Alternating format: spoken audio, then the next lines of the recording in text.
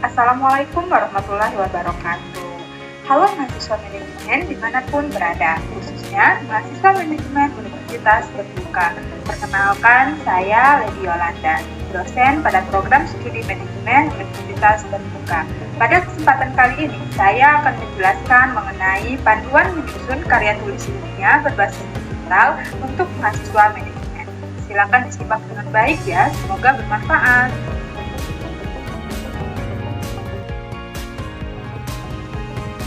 Hal pertama yang harus diperhatikan sebelum memulai menulis karya tulis ilmiah adalah menentukan ide tulisan. Ide tulisan ini muncul dari beberapa inspirasi, di antaranya mengikuti tren terkini, menggunakan sumber-sumber seperti jurnal akademik, majalah bisnis, dan laporan industri untuk mengidentifikasi tren yang sedang berkembang.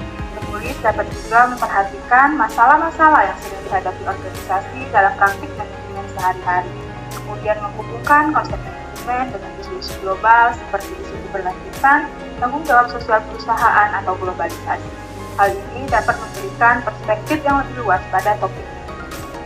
Juga penulis dapat menggunakan pengalaman pribadi di tempat kerja.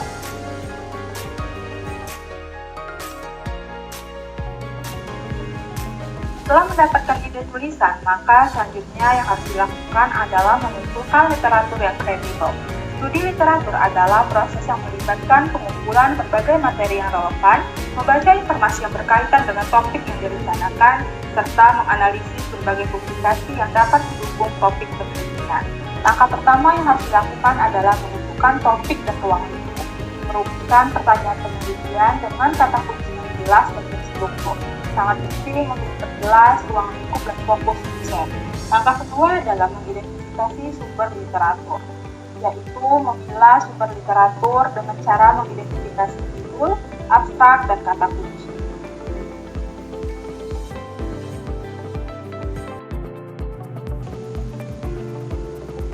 Selanjutnya adalah menentukan topik penelitian dengan memperhatikan beberapa hal seperti topik yang dipilih harus sesuai dengan konteks atau bidang studi yang sedang dibahas. Topik tersebut juga harus memiliki hubungan dengan penelitian sebelumnya, baik itu untuk mendukung penelitian sebelumnya atau menantang penelitian sebelumnya. Kemudian terkait kebaruan, di mana topik yang relevan bisa berarti topik yang baru dan belum banyak diteliti.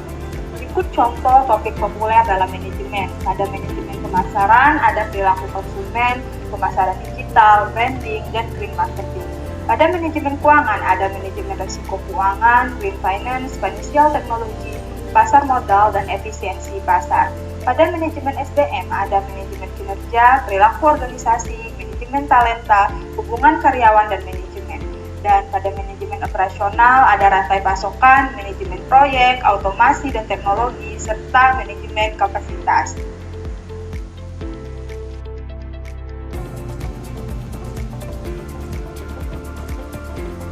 Hal yang tak kalah penting adalah kita harus memperhatikan struktur karya tulis ilmiah. Secara umum, struktur karya tulis ilmiah terdiri dari judul, abstrak, pendahuluan, tinjauan pustaka, metodologi penelitian, alat dan teknik pengumpulan data, hasil dan pembahasan, kesimpulan dan saran, yang terakhir terdiri dari daftar pustaka.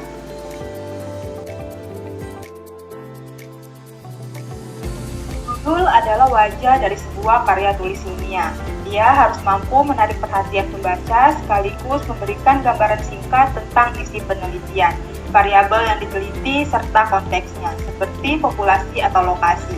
Usahakan judul tetap singkat dan jelas, idealnya tidak lebih dari 20 kata untuk menghindari kebingungan.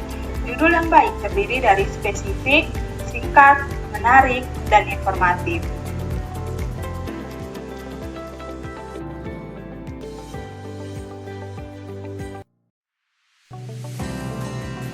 Abstrak adalah ringkasan singkat dari seluruh isi karya tulis. Ia harus mampu berdiri sendiri dan memberikan gambaran lengkap tentang penelitian. Abstrak yang baik umumnya terdiri dari latar belakang, tujuan, metode, hasil, dan kesimpulan.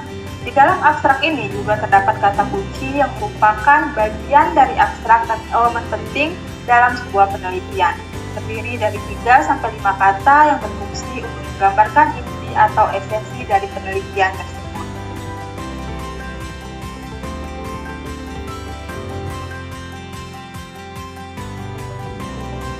Pendahuluan berfungsi untuk memberikan konteks penelitian dan meyakinkan pembaca tentang pentingnya topik yang diteliti.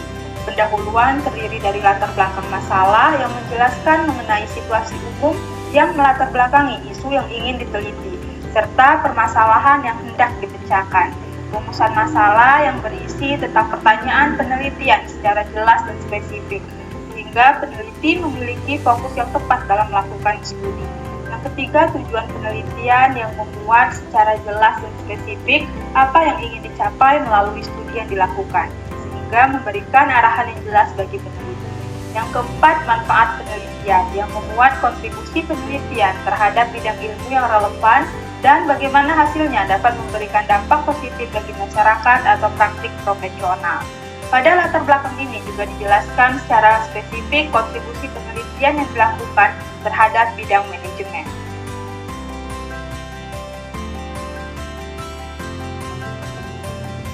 Tinjauan pustaka adalah bagian penting dalam penelitian yang berfungsi untuk menunjukkan bahwa penelitian didasarkan pada landasan teori yang solid dan relevan dari penelitian sebelumnya. Secara umum, tinjauan pustaka yang efektif memenuhi 3 kriteria utama, yaitu relevan, komprehensif, dan kritis. Selain itu, kita harus melakukan identifikasi gap penelitian, yang artinya mencari celah atau kesenjangan dalam pemahaman kita tentang suatu topik tertentu berdasarkan penelitian-penelitian yang sudah ada. Sederhananya, ini adalah proses menemukan pertanyaan-pertanyaan yang belum terjawab atau masalah yang belum terpecahkan dalam bidang penelitian tersebut. Hal ini penting dilakukan untuk menghasilkan penelitian yang orisinal, memperkaya pemahaman, dan membuka peluang penelitian lebih lanjut.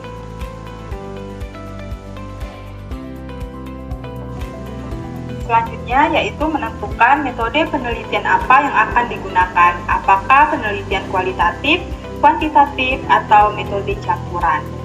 Metode kualitatif yaitu untuk mendapatkan pemahaman yang mendalam dan rinci tentang suatu fenomena atau masalah, biasanya dengan menggunakan kata-kata atau narasi. Sedangkan pada penelitian kuantitatif yaitu mengukur variabel-variabel dan menguji hipotesis secara statistik. Dan pada metode campuran, menggabungkan kekuatan metode kualitatif dan kuantitatif untuk mendapatkan pemahaman yang lebih komprehensif.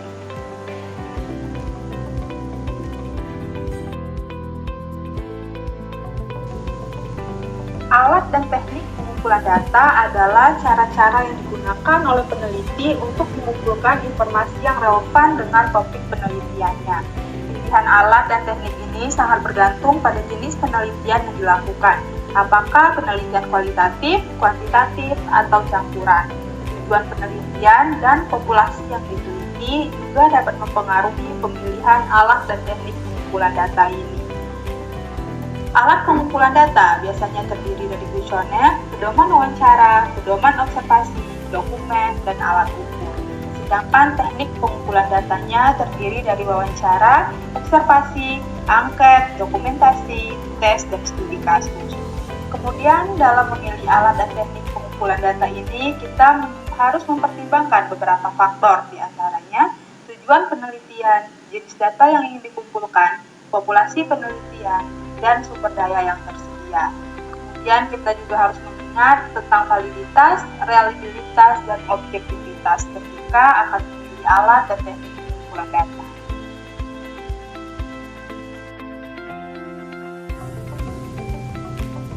Hasil penelitian harus disusun secara logis dan sistematis. Untuk menyusun bagian hasil dan pembahasan dalam karya tulis ilmiah, terdapat beberapa langkah. Yang pertama yaitu mengorganisir data hasil penelitian yang telah dikumpulkan. Yang kedua, melakukan analisis terhadap data tersebut dengan menggunakan metode yang sesuai dan disajikan hasilnya dalam bentuk tabel, grafik, atau diagram untuk memudahkan pemahaman. Yang ketiga, melakukan interpretasi terhadap hasil yang disajikan, dihubungkan dengan hipotesis serta tujuan penelitian, dan didiskusikan bagaimana hasil tersebut mendukung atau bertentangan dengan teori sebelumnya. Yang keempat yaitu menjelaskan implikasi dari temuan tersebut terhadap praktik dan kebijakan di bidang terkait.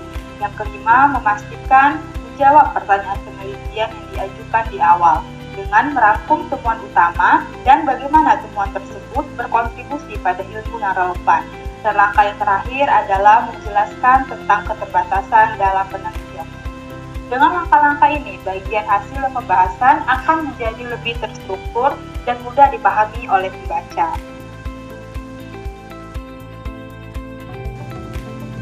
Kesimpulan merangkum temuan utama penelitian dan menyajikan implikasi dari hasil yang diperoleh.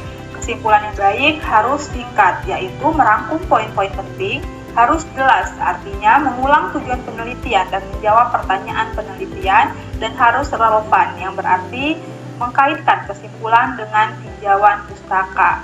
Rekomendasi praktis bertujuan untuk memberikan panduan kepada pihak terkait seperti manajer atau pembuat kebijakan berdasarkan temuan penelitian untuk meningkatkan praktik atau menyelesaikan masalah.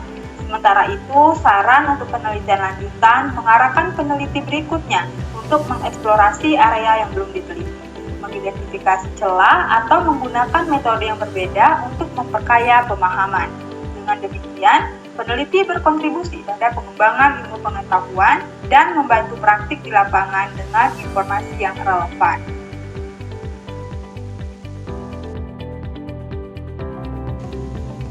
Daftar pustaka mencakup semua sumber yang digunakan untuk mendukung argumen dan temuan yang dihasilkan. Daftar pustaka yang baik harus memenuhi 3 kriteria utama. Yang pertama yaitu lengkap, mencantumkan semua sumber yang dikutip. Yang kedua konsisten, menggunakan satu format penulisan yang sama. Dan yang ketiga akurat, yaitu semua informasi tentang sumber ditulis dengan benar.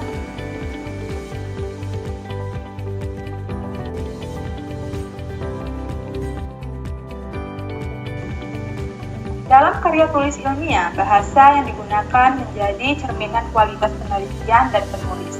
Bahasa yang jelas, formal, dan bebas bias akan membantu pembaca memahami dengan mudah apa yang ingin penulis sampaikan kepada pembaca. Bahasa yang jelas artinya menghindari kata-kata yang bermakna ganda atau terlalu panjang untuk mencegah kebingungan di kalangan pembaca. Bahasa yang bebas bias yaitu menghindari penggunaan kata-kata yang berkonotasi negatif atau diskriminatif terhadap kelompok tertentu.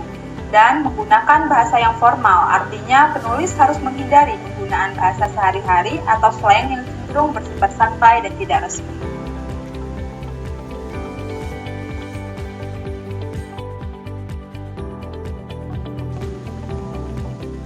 Menggunakan artificial intelligence dalam menulis. Penggunaan AI dalam menulis telah menjadi fenomena yang semakin populer. Terkait keunggulan AI tidak dapat diragukan dalam hal efisiensi waktu, peningkatan produktivitas, konsistensi, serta aksesibilitas yang mudah dan cepat. Pemanfaatan AI ini bukanlah hal yang salah, namun penggunaan AI hanya sebagai media untuk membantu seperti mencari ide dan sumber referensi.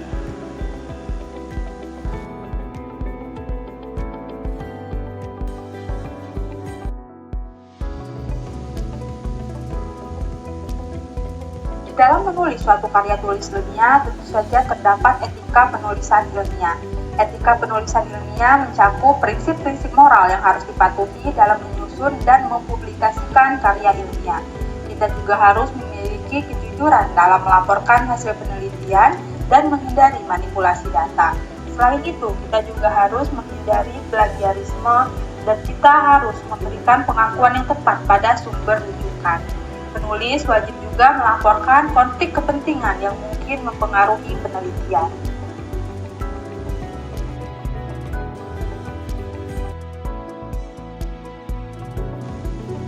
Proses ini memiliki beberapa alasan yang mendasar untuk kualitas tulisan.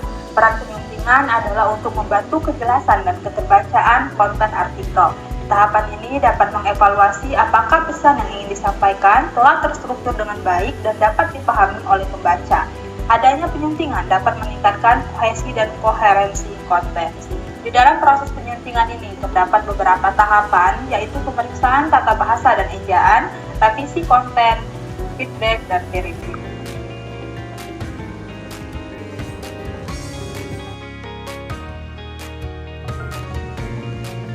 Publikasi ilmiah merupakan proses penyebarluasan hasil penelitian atau kajian akademis kepada komunitas ilmiah dan masyarakat umum. Ini mencakup berbagai bentuk seperti artikel jurnal, makalah konferensi, buku akademik, dan laporan teknis. Dengan tujuan untuk berbagi pengetahuan baru, mendorong diskusi ilmiah, dan memajukan bidang studi tertentu. Berikut langkah-langkah umum yang perlu diikuti untuk memastikan pengajuan berjalan dengan lancar. Yang pertama, memilih jurnal atau konferensi yang sesuai, kemudian membaca pedoman pengajuan. Yang ketiga, persiapan dokumen pendukung. Yang keempat, siapkan manuskrip. Yang kelima, mengajukan manuskrip. Yang keenam, menunggu proses review. Tidak lagi umpat balik, dan yang terakhir, publikasi.